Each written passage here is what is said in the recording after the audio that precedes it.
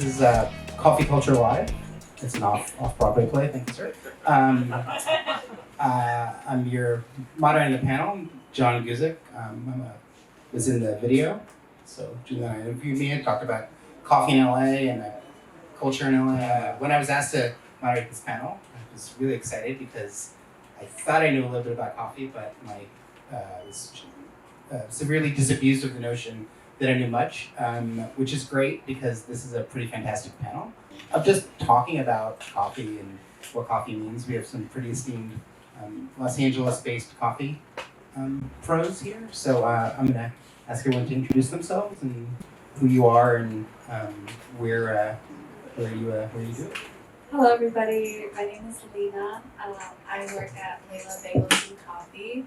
I run the entire coffee program there. I also actively compete in latte art and make all kinds of internet latte art videos and coffee content. Hello, my name is Juliana Zeledon and I'm a coffee producer from Costa Rica. I have a company called Arrvo Coffee and I've been growing up around coffee my whole life. So coffee has been always a part of my day-to-day. It's very special to me, so now I'm continuing the company along with my mom and we're trying to make it our own. My name is Yeekai Lim. I got into coffee back in 2008. Came from the architecture background. I founded Cognoscenti 2009. Started a fruit bakery, partnered up with them, and then opened up our first brick and mortar in Culver City. And then now we're roasting and have 2 additional locations in downtown LA. Hi everybody, my name is Christopher Nicely Able Alameda. A lot of the industry calls me Nicely. I've been in coffee for the better part of 22 years.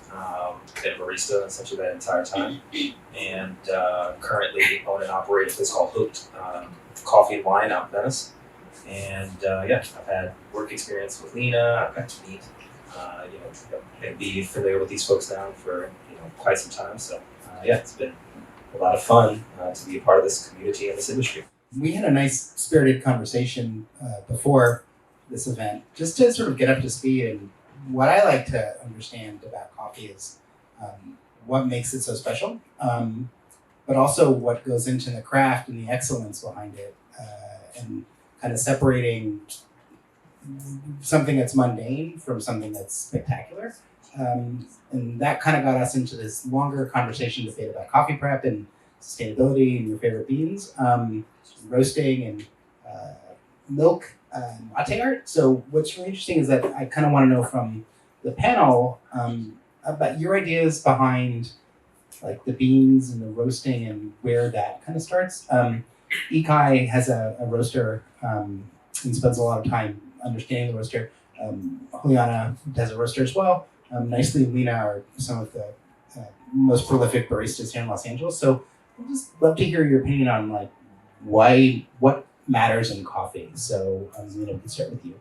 Well, for me, I feel like coffee has always been something that even just with my family kept everybody moving and going. So coffee has always been around.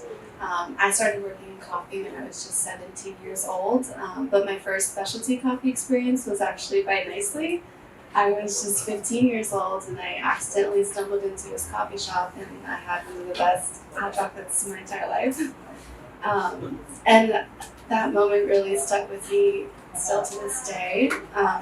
Coffee is very much about community and the connections you make and how like time flies and people grow in it, and there's an artistic aspect, there's a community aspect.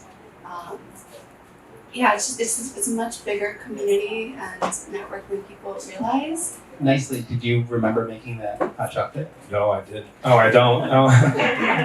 But she's brought it up a couple times and it makes me feel 1, old and 2, that I don't. But when it comes to sort of that aspect of the excellence in those experiences, as someone who's a one-man band, like you run all the coffee program at Hooked, that idea of what Lena was talking about, of something that is great, how does that relate to what you're doing and kind of the passion that you have around coffee? Grateful that she mentioned the word community. that's been 1,000% why it goes back to, she mentioned family as well too, what it meant growing family as well. I was already responsible for a community that I helped facilitate at Cognoscenti Coffee Tea when I first moved to LA. The latte art community was something else that helped, make it fun, make it something that I didn't feel alone doing, and so connecting with people from around the world, having a lot of fun doing it at the same time that, it's just always been the people that I've been associated with. How big is that latte art community? Because I asked Lena what latte art was, and you had a really good expression. So maybe you want to. Yeah, latte art is milk doodles. You draw with milk. I had said earlier, which I'll say now, is there's latte art that you drink, and then there's latte art that you make, and it's just purely art. And not many people know that because they know coffee as just this commodity that you drink, but there's like this whole world where people make art with it. And in terms of how big this community is, it's global. Where there's an espresso machine, there's a barista out there probably making art. But pivoting to kind of the roasting and the growing, so the same thing with you, Juliana, and Yeekai, that the fact of how do you take what sometimes could be a mundane product and kind of elevate it to something that's more special. The thing that we do in Denver to make it different is that we do everything ourselves, from seed to cup. So we grow the coffee, we mill the coffee, we dry it, we roast it, and then we package it, and then we sell it to our own customers, which is very hard to find in the coffee industry. Normally the coffee industry has a lot of intermediaries. So you have the people that grow it, and then they will sell it and lose control of their coffee to someone that would roast it, and then they will sell it to somebody in the States who will put it on their coffee shop. Which, for me, is important for the producer to start regaining control of that, right? Like, I'm excited to see more producers getting involved into the business, because the way this all started was because my family has been doing coffee for a long time, like 4 or 5 generations. And we did it differently. We did it only the producing side. Because when you do everything yourself, you have control of your product. You can say, I grew it, so I know, is growth with the right fertilizers, with the right care. I roast it, so I know my recipe and what I like, and I don't have to depend on other people. And then I can sell it myself, which is this new movement that's been going on. Right now, people are looking for, seed to cups, getting more involved with the producers, which I think is very important, like I see. So now it's like this bigger movement that I'm seeing, and more producers are interested, like, wait, how do you export your coffee? Like, how do you roast it? Where can I learn to roast it myself?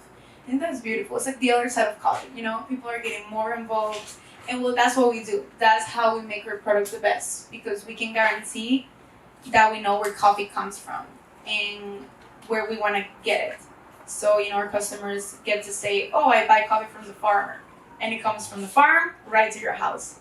So that's basically what we do. Yeekai, you're vertically integrated only as much as that you started off as a roaster, and then you scaled up the sort of retail around it. What is it like running a roaster and then scaling into kind of being a multi-unit? We started out as a multi-roaster shop, and that allowed us exposure to a lot of different roasters.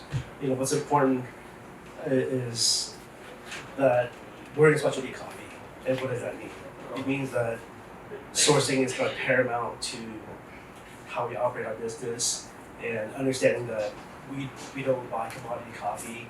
We're trying explorers to work with, building our relationship, and then also people like Juliana, whether they're familiar with farming practices, and then being able to buy and source for them as well. And then nicely, your coffee roast was natural, so maybe you can sort of describe what makes what you're doing different and why you thought it was important for you to have your own beans. Sure. I've definitely always felt it important to have a great relationship with your roaster. And that was no different when I was at Minotti's, and now that I've got my own spot. It was definitely paramount in the sense, I love to use that word, it's one of my favorite words, you're talking mountaintop, we grow coffee on mountains, so the idea of elevating it to something that is something, dynamic, and in the sense that anybody can enjoy it, was why I put this blend together. I wanted definable flavors, Natural processed coffee tends to be a great source to experience definable flavors. It's just alone in its name, it's just dried under the sun and tends to give you, when we talk about, oh, coffee should taste like a fruit, or it can taste like a fruit, those flavors tend to be really prevalent in natural processed coffees. Lena, your idea, this is what I thought was really interesting. When I asked what you use for the program at Layla's, your first word was community. It wasn't about, oh, I like this, I like that. You're like, I like the team, I like the people. So maybe you can explain like your relationship with Unity and why you like using their product. You actually just reminded me of a memory I have with Unity. As like a barista who pours latte, there's all kinds of local throwdowns in the Los Angeles area, and that's for any other big city who has these little competitions. And I actually remember when I first met Unity, they had sponsored a throwdown, and this was like a year or two ago. And I started seeing them much more often the more I went to these throwdowns, and I realized how involved they were in the community. What's a throwdown? I'm just going to back up. A throwdown is where a latte art competition happens locally. So usually you go to a coffee shop, usually it's after hours, you do a little buy-in, and you compete in latte art, and you can have like a cash prize or merchandise or It's like a fight club for coffee makers? latte art. Latte art. Yes. It's like a Pokemon battle. Yeah, Yeah, exactly. So this is a great story. yeah, so Unity was at all of these events, and I was like, who are these people? And I fell in love with their team and how involved they were with the said community. And I was like, when I have the opportunity, I'd love to work with them because we are literally in the same circles.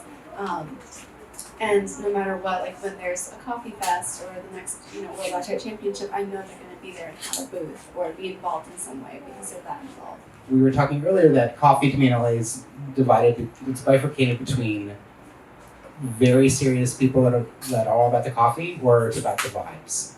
What is it you like most about LA, and what have you learned, especially from spending so much time talking to coffee people in Los Angeles? I actually was very surprised when I first came to LA. It was October last year, and I didn't know what to expect. So you hear a lot of things like superficial, and it's all about Hollywood, etc. So I didn't have like high expectations for LA. But when I came here, I realized it's like very cultural. It's very broad. There's a lot of people, a lot of cuisines, And when I started exploring the coffee world, I was like, this is a really cool city. You have so many people that love coffee. You have a community. Like when I got to meet all these amazing people right here on the stage with me, and it was such a wonderful experience to see coffee through their eyes. It's very cool to see the other side of coffee. So you see like the latte art that Lena does, and then you see, the roasting in the coffee shop side with nicely. And it's the best part of coffee, meeting people that do what you do, like bonding over things that you love. So, coffee joining us together, that's why we're here, that's why we're talking, that's what I loved. And I know that I didn't even get to see half of, the coffee scene in LA. So I hope to meet, many more people that can show me and teach me things. And then hopefully I can also, share my side of coffee, the farming, which is a side that not a lot of people see. Most people here in the United States, they see coffee on the shelf or they see coffee in the coffee shop. And they don't know what goes into getting the perfect cup, right? Like what happens in the origin countries like Costa Rica, Colombia, many countries in Africa that produce coffee. So it's actually like one of my favorite parts about my job is just teaching people what the farming side is all about, because it's very foreign to them. It's in a different country. So you normally don't see it. It takes time, it takes a lot of love. It's a labor of love, right? Yeekai, you started in 2008 at Proof in Atwater. What have you seen happening, and what's the biggest change that you've seen since you started out in the game in 2008 to where we are kind of right now? Yeah, just to touch on, I think the lack of tradition here, and I think the landscape and the weather plays a lot into people accepting change and differences. It's allowed a lot of experimentation, allow people to form their own identity within the coffee scene. Having lived in New York for some time, I don't see that much innovation coffee-wise. Coffee cafes and roasting. They're still stuck on a traditional roast, more Italian, a little more pushed on the roasting side. But I think as far as change, I would say, there's specialty coffee shops all over LA, and I see a shift going more towards roasting and developing, further education to sourcing. Nicely, you were talking about your experience with Los Angeles and what you've seen different since kind of you started. So what is it like with the roasting and being more in the front line? Like, what is it that you see the biggest change happening since you started? Well, I'm happy to say that, since I moved here, Intelligentsia relocated me from Seattle. That it's, when I first moved here in 2008, there were like 3 or 4 shops that you would talk about.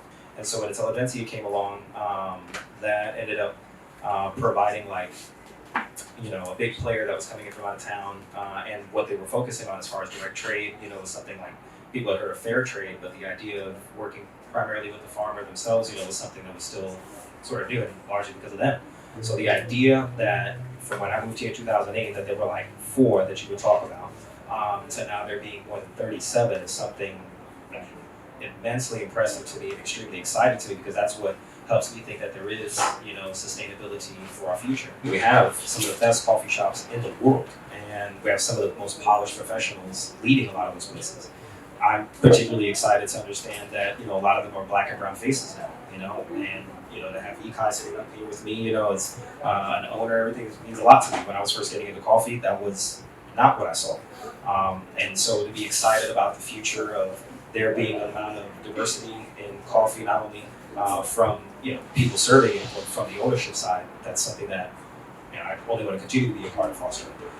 So understanding that it's literally quadrupled, as far as more than that, as far as places that you could go to where you can find people of passion, of an ilk that this isn't just the job they're doing in between auditions. This is the job they're doing for their career. It means a lot to me. Seattle was definitely a place that had people that were existing as career professionals. So helping establish that in Los Angeles has been a gift and a blessing, that I can have somebody like Lena here, sitting up here with me, that I had any part of working with, but then the rest was hers, to take it forward, her drive, her passion, those are stories that I'm still entertained by. Yeah, Lena, you were talking about, it's a world of difference from you starting in 2000, 9 years ago in Manhattan Beach, like at a Pete's, you just press a button, but where has the journey taken you in LA? And did you expect to do what you're doing now when you started out 9 years ago? I have a lot of thoughts on this topic because I moved to LA when I was 12 years old, and I completely resisted Los Angeles. I moved here from San Diego, and although they're close, they're very different.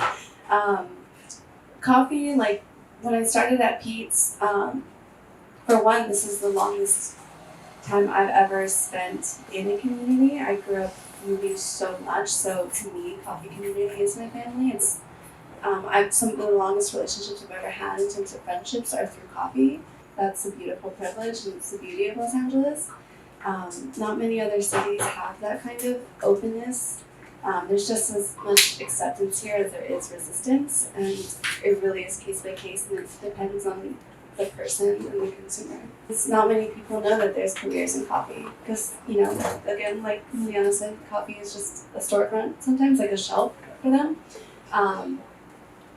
But yeah, so I did not expect it. I was in school doing full-time student, full-time baristaing at the same time, and then through school, I literally would tell my mom, I don't think I want to stop making coffee. And she was like, what do you mean? What do you mean? And I was like, I don't know. I love everybody that I get to see every single day. It means so much to me. And I couldn't imagine my life without coffee. And I didn't know what that meant. What's the one thing, because 2 West Siders and the mid-city and some of Costa Rica, what's the one thing that surprises you about LA that you're like, I can't believe people are drinking this? You're all very artisanal coffee makers, but people still want something a little vibey. So what's the one thing that is on the menu in your case in LA that's what's your most LA thing? For a minute there, I had a lavender oat milk, which I think is the most basic thing. But if that's what you want, I'll do it for you for a little bit.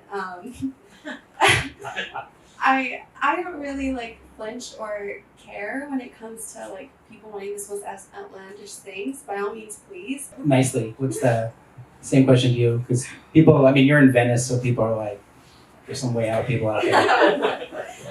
I'm happy to be one of those people.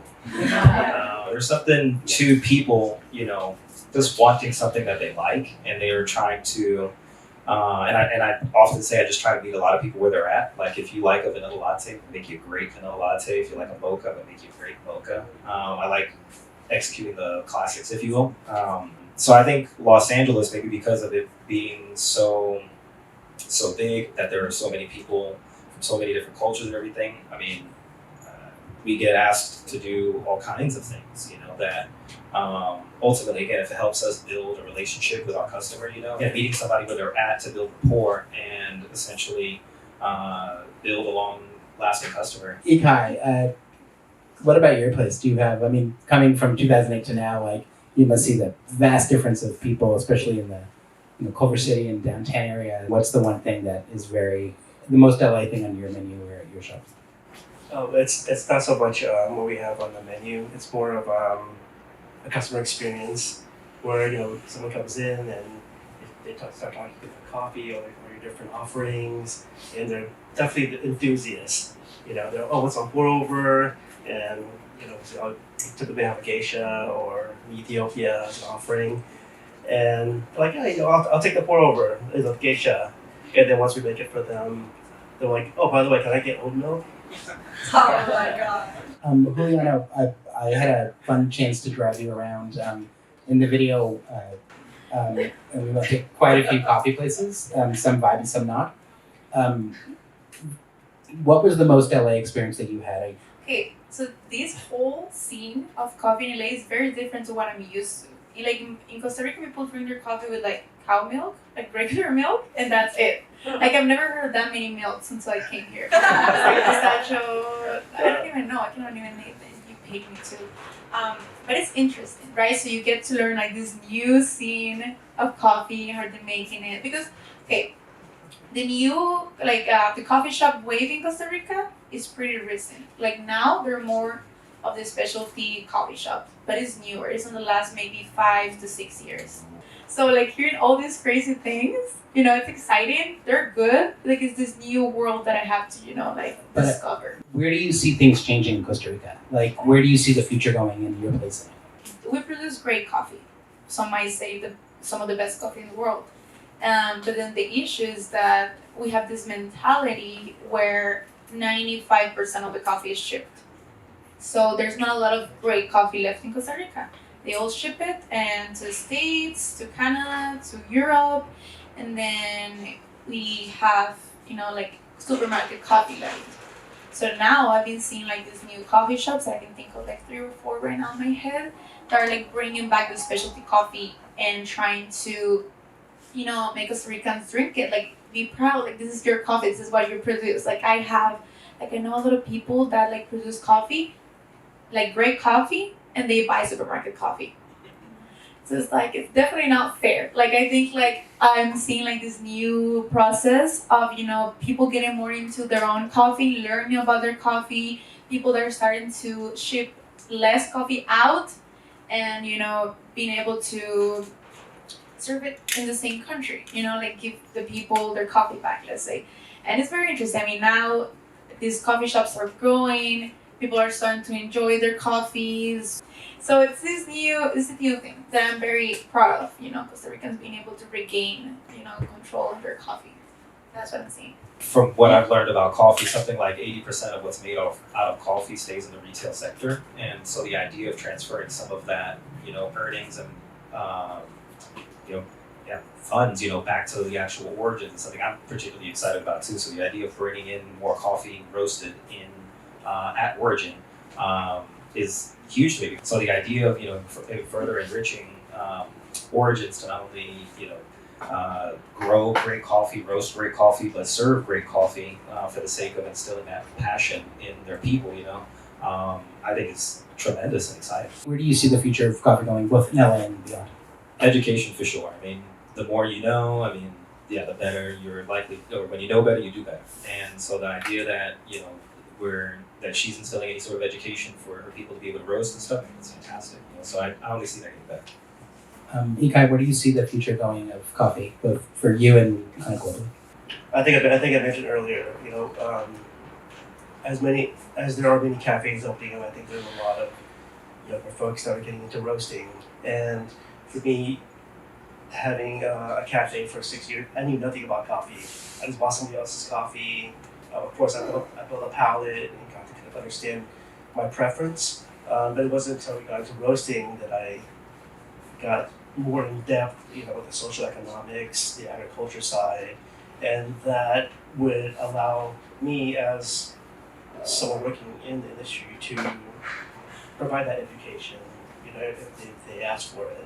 In terms of coffee, there's waves, right? So there's first, second, third, and I feel like we're entering the fourth wave, and I don't particularly know what that is going to be called or look like, but I personally think it has a lot to do with home brewing, because I think so many more people are curious and excited about brewing specialty coffee themselves.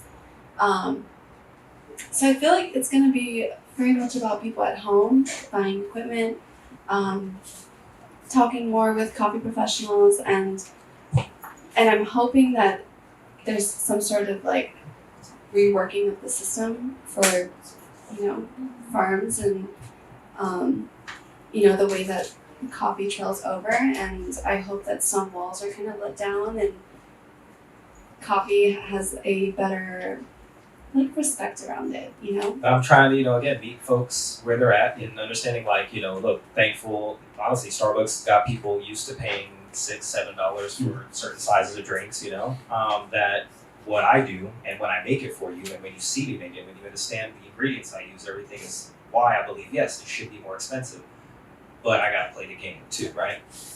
But I'm happy to be one of those people that has pushed the boundary as far as what the prices of my drinks cost. And largely because of the way that I've always sought to instill, again, education, and expertise in my people. But a lot of that having to do with, again, this perceived degree of quality. I could say the same, or value. I could say the same thing about the wine industry too. People pay for, something that was made 50, 60 years ago, hundreds of thousands of dollars sometimes, for these crazy bottles or whatever, or $18 for a glass of wine, but getting them to pay $18, $20 for a bag of coffee sometimes is, a whole issue, but I'm like, if you understood the growing factors and impacts that it takes to, get a great cup of coffee versus, wine, it's almost 800 to 40, and so I'm like, man, understand that what it takes to get this in front of you takes a lot, and so I always, I do like the idea of pushing the boundary of, and and this is me saying, I just said, 80% of what we make is, where it's made is in the retail sector. Yeah, I want to make a decent amount of money, but I also love the idea of that, if I continue to push that boundary and support the people that are actually growing it, and wrapping, again, that education around it and giving people that appreciation, that helps me further the industry. I think that when it comes to opening a coffee shop, I think people should take seriously where, because if you're going to be caffeinating that area, you have to understand that you will now be a part of that community. And if you want success, you have to, one, love those people and love where you're at, and also be able to provide what the community wants. You have to make sure that there's room for you there. You have to make sure that the people coming in are going to be people you look forward to seeing every single day. Thinking, oh, I want to open a coffee shop where I live, I think it's a much more bigger commitment than that, and I think that people should take that into account more. Keeping your passion about coffee going, it's easy to kind of get lost in Instagram and seeing, or having customer demand for a certain sweet drink, and you don't really want to put it on the menu, but you're looking at it from a business perspective, and I feel like you can stay strong to why you got coffee in the first place. It's like has to be a balance between you need to sell, but you need to sell genuine to what you like. But I feel like, it's whatever sells is because people like it. right? So there's always someone that's gonna say, you see, I don't like the way you make your coffee, I don't like your roast. There's always gonna somebody that's gonna love it, right? Because it's like there's a spectrum. So mistakes that I've made a lot of mistakes. I learn every single day. It's a big learning curve, especially for me. Like I have great engineers, great people that teach me every single day. I've made a ton of mistakes, but I try to just like, give it my biggest effort, and just maybe I'm trying to, also balance the stay true to the brand and what my dad created, but also like putting my own twist to it, because I'm young, so I understand the younger customers and how can I make it my own. That's like what I'm navigating between right now. But it's very exciting because now you're seeing more women in coffee. Like Lena and more women in coffee too in the producing side. And it's just, I'm inspired every day when I see younger people, when I see diversity in coffee, and I feel like it's just getting started, getting so much better. It's very intimidating, being a woman and also being young. And some of the mistakes I've made too is like feeding into that fear and not knowing when to speak up or when to like fight for someone else, whether it's an employee or like an idea you have, or establishing a culture in where you work. But I don't think it's necessarily about mistakes. It's very much being open to the lessons you'll learn. For me, and this is, I think, yes, from a talent, so to speak, perspective and being a community, facilitator, not having like your stake on paper as a young barista that, somebody at one point or another, recognized like, man, he's passionate, he cares about, he does it well, everything, I was, once upon a time told I would, be an owner of a company that I started, and not being business savvy enough was something that I feel like definitely, it impacted me. I mean, I don't have stake in a company that I really ought to, but as a result, I tend to encourage very passionate, very talented young individuals like Lena and stuff to make sure, and I mean this respectfully, to get theirs and to have it put in some sort of metric or way that they're not thinking about what I'm thinking about to a degree now, having been in coffee 20 plus years, but for the sake of, again, sustainability, for making sure that there's a future for some of these people and stuff. I think the mistake is like, if you recognize you're bringing in a certain amount of value to that company, you have, I think, every ability to make sure that your value is being appreciated and celebrated. I'm gonna do a pun and then we're gonna end. It's a grind. So whatever. Thank you, sir. Thank you. I'll be all week. Everyone drive safe. I want to thank my panel very much. Really good. I super appreciate you guys. I learned a lot.